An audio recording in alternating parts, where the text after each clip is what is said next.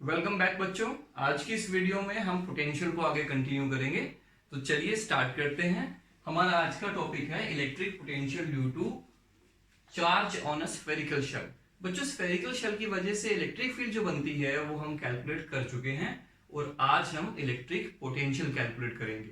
कुछ फॉर्मूलाज मैंने ऑलरेडी यहाँ पे लिखे हुए हैं, तो चलिए देखते हैं क्या फॉर्मूला है। सबसे पहले potential due two point charge, एक पॉइंट चार्ज की वजह से पोटेंशियल उसके नजदीक में कितना होगा। तो कहेंगे अगर ये चार्ज Q है तो यहां से कुछ दूरी पे एक पॉइंट ले लीजिए P, जिसका डिस्टेंस R है, और इस पॉइंट पर इसकी वजह से इलेक्ट्रिक पोटेंशियल कितना होगा, that will B KQ upon R। K माने तो कूलम्स कांस्टेंट और Q है ये चार्ज और R है इसका यहां तक का डिस्टेंस। तो ये एक फॉर्मूला बनाया। दूसरा फॉर्मूला है relation between electric field and electric potential. तो देखिए इलेक्ट्रिक फील्ड और इलेक्ट्रिक पोटेंशियल के बीच में क्या रिलेशन है, तो dv upon dr is the relation between this and this. मतलब rate of change of potential with respect to distance at a location gives us the value of electric field. तो बच्चों इसे क्या कहते थे, आपको याद होगा लास्ट वीडियो में बताया था कि इसे हम कहते हैं पोटेंशियल ग्रेडियंट। ग्रेडियंट क्यों कहते हैं ये भी मैंने लास्ट वीडियो में बताया था। तो चलिए अब यहां से अगर आपको कहीं पे पोटेंशियल दिया हो और अगर आपको इलेक्ट्रिक फील्ड कैलकुलेट करनी हो तो आप इस फॉर्मूला को यूज कर सकते हैं। लेकिन अगर आपको पोटेंशियल निकालना हो तो क्या करेंगे, तो कहेंगे इसको थोड़ा सा चेंज करेंगे। ये डिफरेंशियल फॉर्म में है, हम उसको इंटेग्रल फॉर्म में लिखेंगे। तो चलिए मैं यहां से स्टार्ट करता हूं, dv equal to E into dr।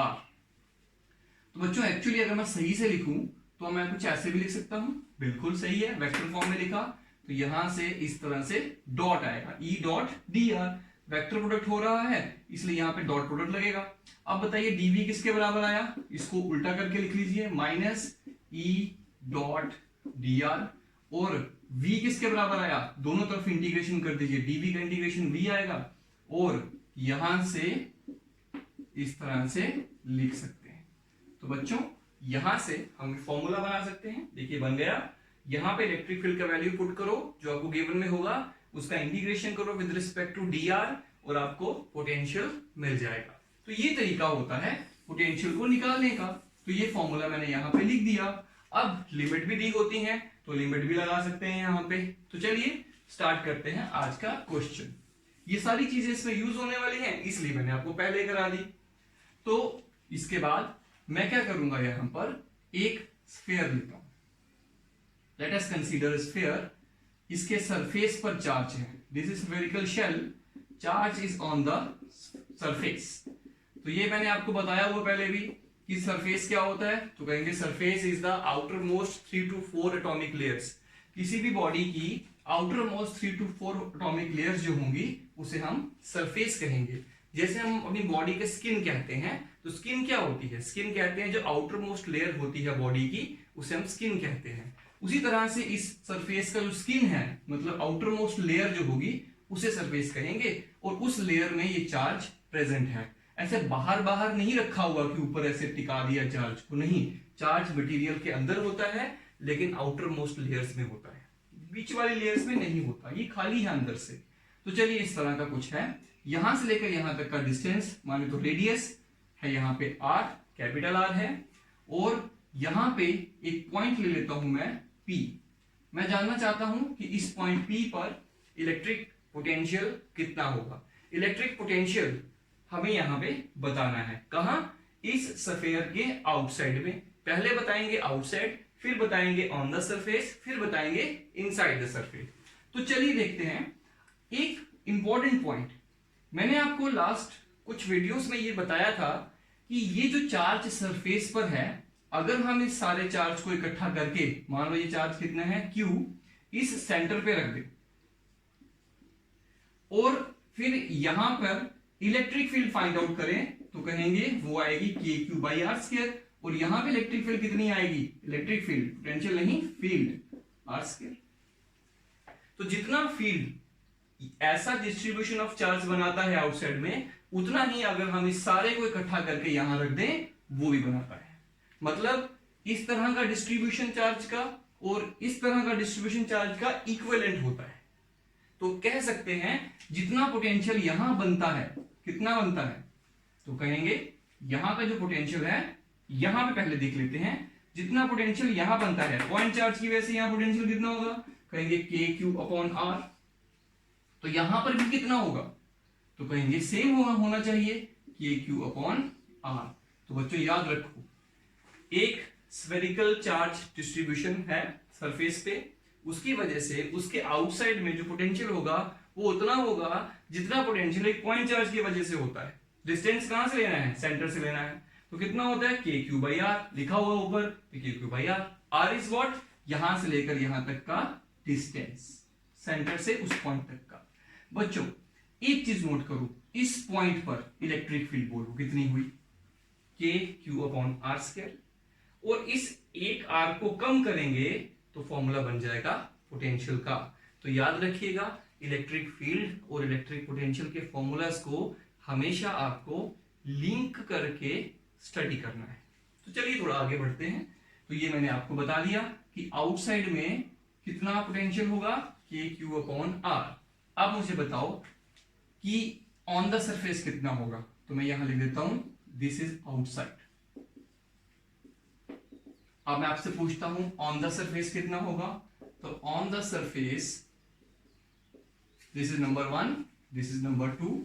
On the surface यहां लिखेंगे, जब हम इस पॉइंट को P पॉइंट को सरफेस पे ले आएंगे इस पॉइंट पर, तो then R is equal to, मैं लिख देता हूं यहां पे, if P lies at surface of sphere then R is equal to R। बच्चों स्मॉल r क्या होता है, स्मॉल r हमेशा हम ये मानते हैं कि वो P पॉइंट जो हमारा ऑब्जर्वेशन पॉइंट है उसका डिस्टेंस कितना होगा सेंटर से। तो जब हम ऑब्जर्वेशन पॉइंट को यहां ले आएंगे तो यहां से लेके यहां तक के डिस्टेंस को हम r कहेंगे, और वो स्मॉल r इस बार रेडियस के बराबर हो जाएगा। तो देयरफॉर पोटेंशियल ऑन सरफेस कितना आएगा, तो कहेंगे के क्यू अपॉन, बस इस r को बदल दो तो बड़ा वाला r लिख दिया, तो ये फॉर्मूला बन गया। इसी तरह से देखो सरफेस पे भी निकल गया। नंबर 3 कौन सा वाला केस बना, इनसाइड वाला बचा। तो इनसाइड में, तो इनसाइड का देखो कैसे करना, बड़ा इंटरेस्टिंग पॉइंट है। बच्चों मुझे बताओ अंदर में इलेक्ट्रिक फील्ड कितनी होती है, अगर आपने पिछले वीडियो देखे हैं तो समझ में आएगा, 0 होती। कहां से प्रूफ किया, गॉस थ्योरम की थर्ड एप्लीकेशन जो है वहां से प्रूफ किया। जब हम इस तरह का स्फेरिकल शेल ले रहे थे और उसमें हम प्रूफ कर रहे थे कि बाहर सरफेस पे और अंदर फील्ड कितनी होगी, तब हमें पता लगा था कि अंदर फील्ड 0 होती है। अब फील्ड अंदर 0 है तो कहेंगे इनसाइड में कोई पॉइंट ले लीजिए। तो मैं एक पॉइंट ले लेता हूं यहां पे, ये एक पॉइंट ले लिया यहां पे जिसका डिस्टेंस यहां से r है, इस पॉइंट को कहेंगे P। This point lies inside the sphere. Okay, अब यहां पर इलेक्ट्रिक फील्ड कितनी है, तो कहेंगे 0 है। यहां पे इलेक्ट्रिक फील्ड 0 होनी चाहिए, बिल्कुल होगी, प्रूफ कर चुके हैं। नाउ हमें पोटेंशियल निकालना है। Now E equal to minus dv by dr, ये फॉर्मूला तो हम जानते हैं। कहां से जानते हैं भाई, यह लिखा हुआ है। चलो आगे क्या करेंगे, तो यहां से E 0 पुट कर दो, तो E equal to 0 that is equal to dv by dr। तो घबराना मत, माइनस साइन में इधर ले आए तो 0 के साथ खत्म हो गया। अब देखो dv by dr equal to 0 means v equal to constant. बच्चों याद रखो, जब भी किसी क्वांटिटी का डेरिवेटिव 0 आता है इसका मतलब वो क्वांटिटी कौन होती है, कांस्टेंट होती है। तो v कैसा आया, कांस्टेंट आया। तो यहां पर इलेक्ट्रिक फील्ड तो 0 आई, इलेक्ट्रिक फील्ड तो 0 आई और पोटेंशियल कितना आया, कांस्टेंट आया। तो बच्चों कांस्टेंट तो है अंदर हर जगह पे, यहां यहां यहां किसी भी पॉइंट पे आप पोटेंशियल देखोगे तो आपको उसकी सेम वैल्यू ही मिलेगी। अब कांस्टेंट तो है लेकिन अंदर वैल्यू कितनी होगी पोटेंशियल की, हमें ये भी तो जानना है। अब एक बात यहां पे समझते हैं, देखिए अगर मैं सरफेस पे बात करूं तो सरफेस पर पोटेंशियल का वैल्यू होगा v equal to k q upon are. और अगर पोटेंशियल के सरफेस पे जो इसका वैल्यू है उसके बिल्कुल नजदीक में एक पॉइंट ले लेते हैं, अंदर वाले साइड एक पॉइंट लिया, इस पॉइंट पर भी पोटेंशियल कितना होगा, तो भाई उतना ही होना चाहिए जितना सरफेस पे है, क्योंकि आपको पता है, एक बात याद रखिएगा, पोटेंशियल जो होता है V, that is potential is a constant function, constant नहीं, continuous function, it is a continuous function. तो कंटिन्यूअस फंक्शन है तो कंटिन्यूटी के अकॉर्डिंग देखा जाए तो जो वैल्यू यहां होगा तो उसके साथ वाले पॉइंट पे वही वैल्यू होना चाहिए, क्योंकि बिकॉज ये कांस्टेंट भी तो है, और जो वैल्यू यहां होगा वही यहां होगा, वही यहां होगा। तो उस रूल के अकॉर्डिंग देखा जाए तो फिर जो पोटेंशियल होगा कहां, इनसाइड में, उसका वैल्यू रहेगा K³ R। तो इस तरह से बच्चों हम इनसाइड, सरफेस पे और आउटसाइड तीनों जगह पर पोटेंशियल की वैल्यू को कैलकुलेट कर सकते हैं। ये जो एक्सप्रेशन है एग्जाम में बहुत ही कम आता है, लेकिन हाँ इसके न्यूमेरिकल्स एंट्रेंस में बहुत आते हैं और इसके ग्राफ भी एंट्रेंस में आते हैं, नीट और जेईई में।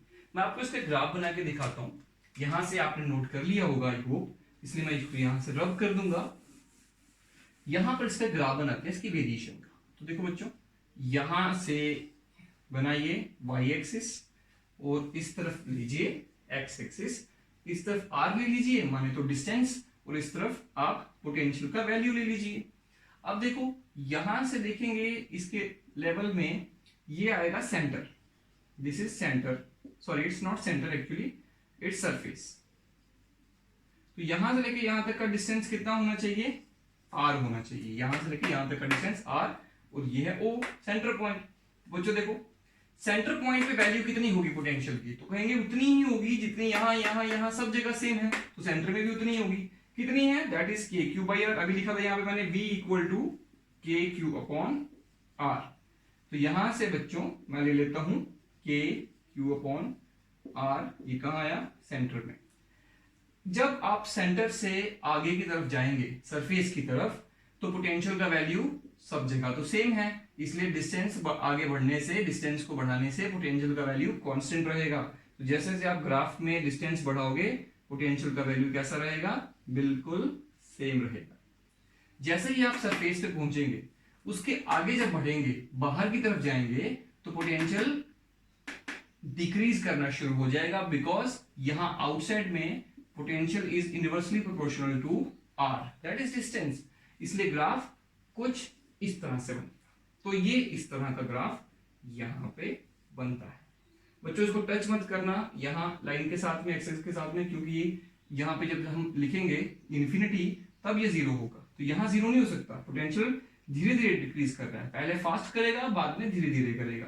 तो यहां पे लिख सकते हैं V is proportional to 1/r। तो 1/r के प्रोपोर्शनल जब भी होता है ग्राफ इसी तरह का बनेगा। तो यहां पे V मैक्सिमम है, अंदर मैक्सिमम ही रहा और आगे जाके ऐसे डिक्रीज हुआ। This graph is very important. कभी कभार तो ये ग्राफ ही एग्जाम में आ जाता है, सीबीएसई में आ जाता है, एंट्रेंस के बहुत सारे क्वेश्चंस इन ग्राफ के ऊपर बेस्ड होते हैं। तो चलिए बच्चों केस नंबर 2 के बारे में डिस्कशन करते हैं। केस नंबर 2 में चार्ज स्फीयर के अंदर डिस्ट्रीब्यूट होगा, बल्क में डिस्ट्रीब्यूट होगा, और इसका टोटल चार्ज जो वैल्यू रहेगा लेट इट बी Q, वो Q है, और वॉल्यूम चार्ज डेंसिटी रो होगी। रो आप जानते हैं वॉल्यूम चार्ज डेंसिटी होती है, फॉर्मूला मैं लिख देता हूं, rho = Q/V, charge per unit volume is known as volume charge density. इस बार भी हमें यही करना है कि आउटसाइड में एक पॉइंट ले लीजिए, सरफेस पर एक पॉइंट ले लीजिए और अंदर में एक पॉइंट ले लीजिए। इन तीनों पॉइंट्स पर this is P, this is P, this is P, तीनों पॉइंट्स पर हमें बताना है कि इलेक्ट्रिक पोटेंशियल कितना होगा। इस स्फीयर का रेडियस r है। तो चलिए सबसे पहले हम यहां की बात करते हैं, आउटसाइड में। तो केस नंबर 1 यहां पे मैं डिस्कस करूंगा, नंबर 1 दैट इज आउटसाइड। तो आउटसाइड में देखिए बात दोबारा वहीं आ जाती है, ये सारा चार्ज अगर हम इकट्ठा करके इसे एक पॉइंट पे रख दें, तो तब यहां पे जो फील्ड होगी, इलेक्ट्रिक फील्ड होगी, वो वही रहेगी जो इस बार थी, जैसे हमने लास्ट केस में किया। उसी रूल के अकॉर्डिंग अगर हम ये सारा चार्ज इकट्ठा करके सेंटर में रख दें तो पोटेंशियल का वैल्यू भी यहाँ पे वही रहना चाहिए जो पॉइंट चार्ज की वजह से है, जो पहले था। तो अगर हम सारे चार्ज को इकट्ठा करके यहां रख दें तब पोटेंशियल यहाँ पे कितना होगा, तो कहेंगे V equal to k q by are, because यहां से लेके यहां तक का डिस्टेंस r माना गया है। तो उस रूल के अकॉर्डिंग यहाँ का पोटेंशियल हमारे पास कितना आएगा, V outside is equal to k q upon r. तो इसी के अकॉर्डिंग केस नंबर 2 भी तो क्लियर हो जाता है। यहां से कैसे होगा क्लियर, केस नंबर 2 में होगा ऑन द सरफेस।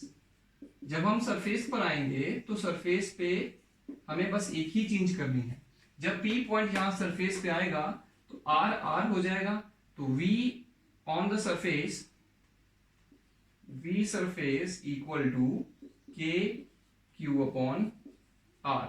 तो बच्चों ये तो बहुत इजी था, ये भी हो गया, ये भी हो गया। तो चलिए एक बात और बता देता हूं, यहां पे अगर आप इसको डिराइव करना चाहते हैं तो कर भी सकते हैं। कैसे डिराइव करेंगे, ये देखिए यहां से ये जो फॉर्मूला है ये लगा सकते हैं। क्या करेंगे, किसी भी जगह का अगर पोटेंशियल बताना हो तो कैसे बताते हैं, तो कहेंगे इंफिनिटी से एक टेस्ट चार्ज को उस पॉइंट तक लाने में जितना वर्क डन करना पड़े उसे हम कहते हैं पोटेंशियल वहां का। तो बच्चों आप इंफिनिटी पे पॉइंट ले लीजिए, यहां से दूर इंफिनिटी ले लीजिए, यहां पे इंफिनिटी है। इंफिनिटी से एक टेस्ट चार्ज को यहां तक लाने में जितना वर्क डन करना पड़ेगा वही यहां का पोटेंशियल होगा, बिल्कुल। तो बच्चों ये जो इलेक्ट्रिक फील्ड है जब आप इसका वर्क डन करोगे तो वही आपको, जब इलेक्ट्रिक फील्ड है उसका जब इंटीग्रेशन करोगे विद रिस्पेक्ट टू डिस्टेंस तो आपको वर्क मिलेगा, और वही वर्क क्या होगा यहाँ का पोटेंशियल। तो आप क्या करें, यहां से लेकर यहां तक का इलेक्ट्रिक फील्ड का इंटीग्रेशन करें। जब आप इंटीग्रेशन करेंगे मतलब इसी को आप लिमिट लगा दीजिए, लिमिट माइनस लगा के हम यहाँ पे क्या लगा सकते हैं, हम यहाँ पे लगा सकते हैं ये डिस्टेंस है इंफिनिटी और ये डिस्टेंस है आर। डिस्टेंस इंफिनिटी से डिस्टेंस आर तक आना है, उसके लिए जो वर्क डन करना पड़ता है वो होता है ई डॉट डी आर का इंटीग्रेशन, यहाँ पे जो इलेक्ट्रिक फील्ड है उसका इंटीग्रेशन, और वो हमें देगा पोटेंशियल। लेकिन 12th क्लास तक आपको इस लेवल पर नहीं जाना है, आपको इसके बारे में ज्यादा नहीं सोचना है। आप डायरेक्ट रिजल्ट को याद रखिए, वही आपके लिए सफिशिएंट होगा। चाहे आप जेई में जा रहे हैं, चाहे आप जेई एडवांस में जा रहे हैं, चाहे आप नीट के लिए जा रहे हैं, चाहे आप सीबीएसई बोर्ड एग्जाम्स के लिए जा रहे हैं, लेकिन इस डेरिवेशन का इंपॉर्टेंस इस लेवल पर नहीं है।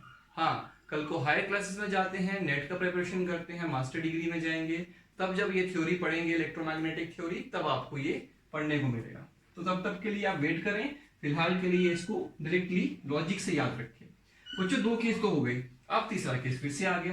तीसरा केस ये आ गया अंदर, यहाँ का डिस्टेंस ले लीजिए आर, यहाँ पे भी हमें कैसे निकालना है पोटेंशियल। तो मैं नंबर 3 केस यहाँ पे लिख लेता हूं। Case number 3 is inside the sphere. तो बच्चों इनसाइड द स्फीयर जो पोटेंशियल होगा, मैं आपको फिर से बताता हूं, आपको इंफिनिटी से यहां तक इलेक्ट्रिक फील्ड का इंटीग्रेशन करना पड़ेगा तो आपको यहां का पोटेंशियल मिलेगा।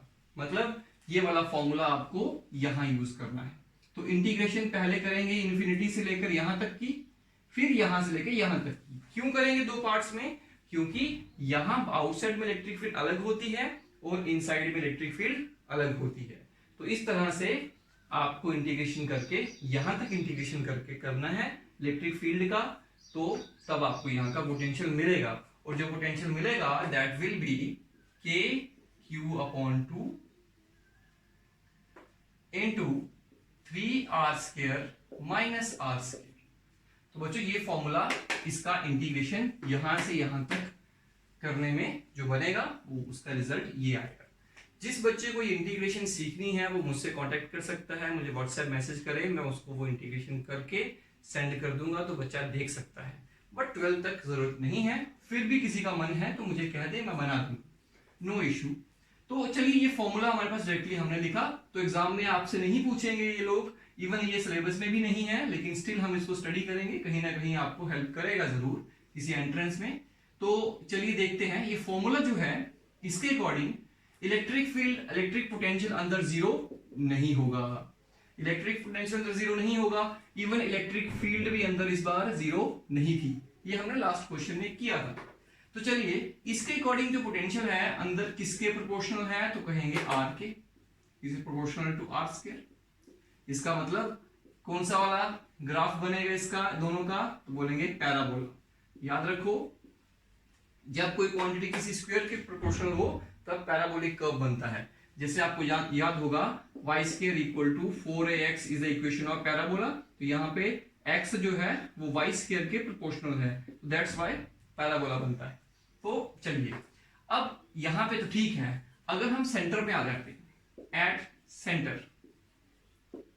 सेंटर पे कितना वैल्यू होगा, तो at centre r equal to 0 when this point comes at this point O, then R becomes 0, R 0 हो जाएगा क्योंकि इस पॉइंट को हम अब यहां ले रहे हैं, तो सेंटर से ही सारे डिस्टेंस नापे जाते थे पॉइंट के, तो पॉइंट खुद ही सेंटर पे आ जाए तो वो उसका दूरी तो 0 हो जाएगा। तो R 0 यहां पे सब्स्टिट्यूट कर दो, तो V सेंटर जो होगा that will be equal to K।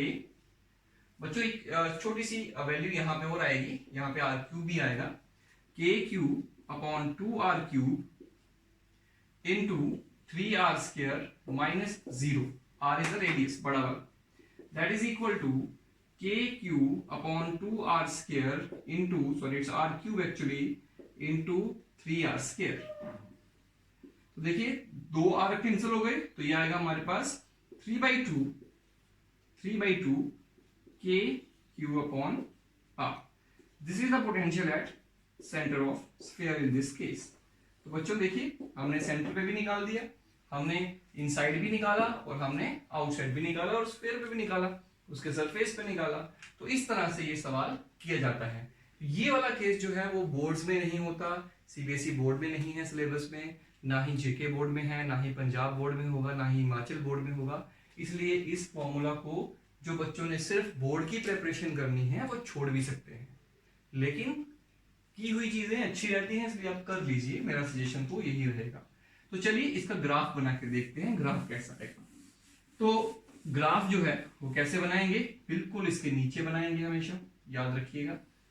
बाहर इस थोड़ा साइड पे बनाएंगे तो गलत नहीं होगा, बट जस्ट समझने के लिए हम हमेशा नीचे ही बनाते हैं।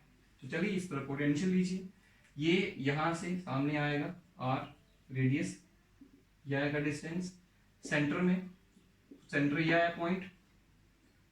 देखिए तो यहां से हम क्या करेंगे, यहां पे हमारे पास ये पॉइंट है और इस पॉइंट पर जो पोटेंशियल है उसका वैल्यू होगा 3/2 k q by r, that is v at centre. तो बच्चों ये सेंटर पे भी आया, क्यों सेंटर पे आया, अरे भाई अभी तो कैलकुलेशन किया हमने, ठीक है। तो ये k क्यू बाई आर का 1.5 गुना है, 3/2 का मतलब होता है 1.5, तो ये 1.5 गुना है।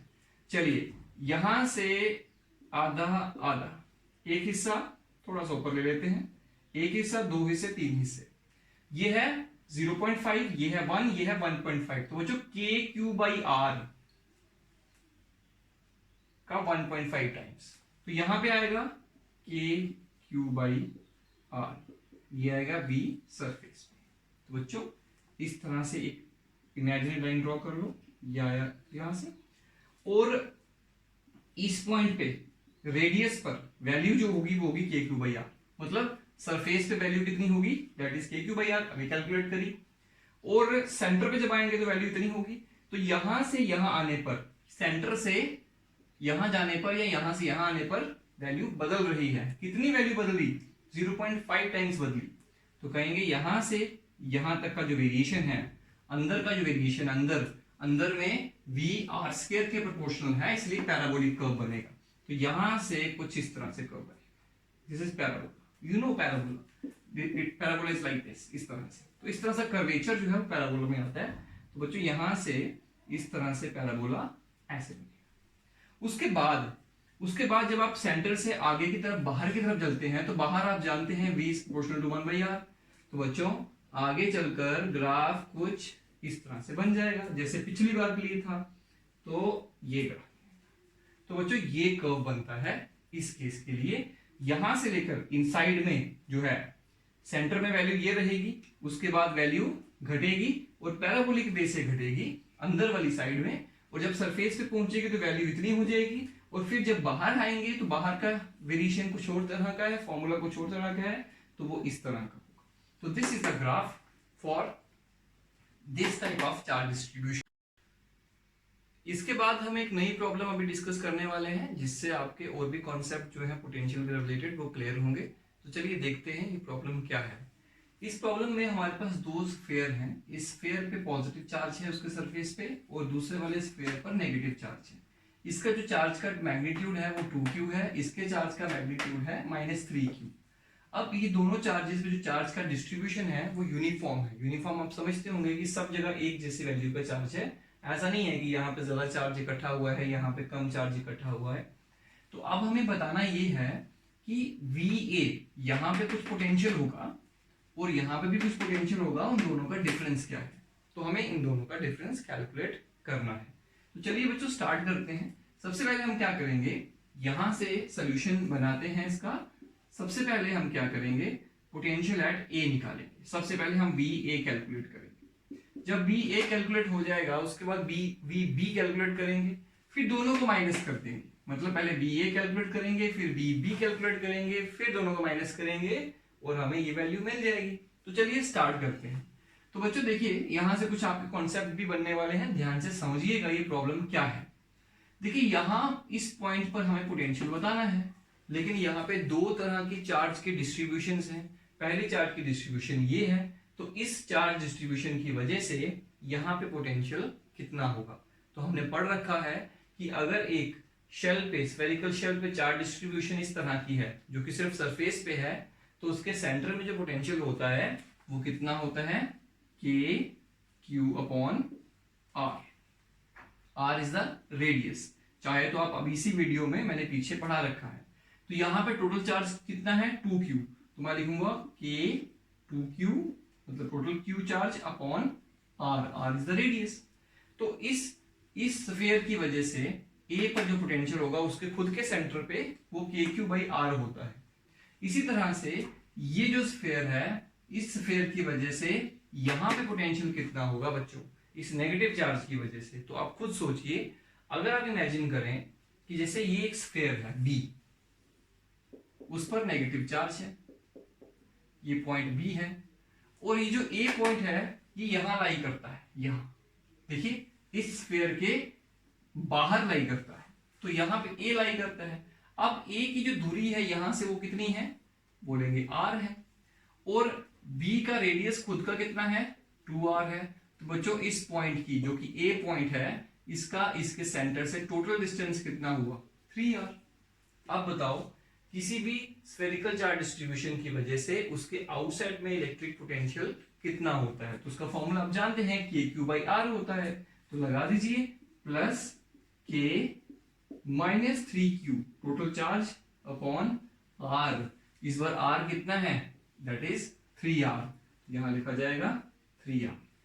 तो अब इन दोनों को प्लस करिए। बच्चों एक बात और याद रखिए, इलेक्ट्रिक फील्ड के फॉर्मूला में और इलेक्ट्रिक फोर्स के फॉर्मूला में चार्जेस का मैग्नीट्यूड लिखना होता है, लेकिन पोटेंशियल के फॉर्मूला में चार्ज का मैग्नीट्यूड नहीं, साथ में पोलैरिटी भी लिखनी होती है। तो चलिए शुरू करते हैं। यहां पे आएगा 2KQ/R और यहां आएगा माइनस, ये 3 कैंसिल हो जाएगा, ये आएगा KQ/R। तो इन दोनों को आप सब्ट्रैक्ट करिए तो रिजल्ट बनेगा ये दो 2 है, ये ट्वाइस है, ये सिंगल है, माइनस करके सिंगल आएगा KQ/R। This is the potential eight A। तो बच्चों इस तरह से हम पोटेंशियल एट A बता सकते हैं। Very simple. सबसे इंपॉर्टेंट पॉइंट ये था कि A पॉइंट पर जो पोटेंशियल है वो इस चार्ज की वजह से भी बन रहा है, और वो इस चार्ज के ये पॉइंट उसके सेंटर में होगा, तो सेंटर वाला फॉर्मूला लगाना है, और इस चार्ज के आउटसाइड है तो इसलिए आउटसाइड वाला फॉर्मूला लगाना है। बस इस बात का आपको ध्यान रखना है। तो चलिए शुरू करते हैं। अगला स्टेप देखिए, अब हम कैलकुलेट करेंगे VB, पोटेंशियल एट B। तो पोटेंशियल एट B कैसे कैलकुलेट करते हैं, तो चलिए देखते हैं। यहां का पोटेंशियल बताना है, तो वो कैसे आएगा, तो कहेंगे इसके खुद के स्फीयर की वजह से उसके सेंटर में पोटेंशियल कितना होता है, अगर फॉर्मूला पढ़ा है अभी, Q कितना है -3Q/R, उसका खुद का radius that is 2R, plus ये वाला पॉइंट B इस स्फीयर के आउटसाइड है, इसलिए आउटसाइड वाला फॉर्मूला लगाओ इसकी वजह से जो पोटेंशियल बनेगा, दैट इज के, यहां पे आएगा 2q अपॉन आर। आर कितना आएगा, यहां से यहां तक का डिस्टेंस कितना है 3r, क्योंकि बच्चों इसका रेडियस यहां से यहां 2r है। देखिए 2r रेडियस ये आएगा। यहां से इसको माइनस कर सकते हैं, दोबारा लिखते हैं इसको।